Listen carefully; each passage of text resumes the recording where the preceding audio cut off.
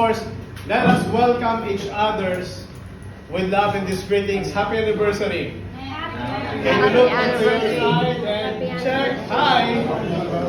Happy anniversary! Happy anniversary! Okay. And may the God be glorified. The God that we serve may be glorified today in all the things that you have prepared. We all prepared for this celebration.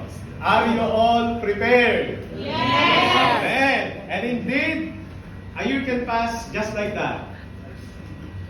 Correct? We were with you from the beginning until this day. We are witnessing each and every one sitting around here with a smile on their face. Those times that you were in this humble building where we gathered in such a small place, and look at you now. Where are you now? Okay?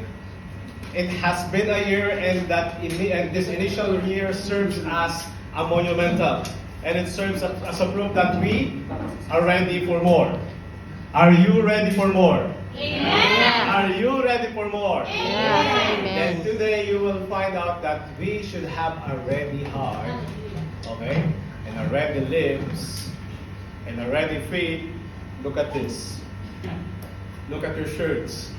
It is not just a simple things that it's been put around this shirt just to serve as an ornament, but this serves as a message. This is your message. And at the same time, you yourself is proclaiming that when God calls, you are available. Amen? Amen. Hallelujah.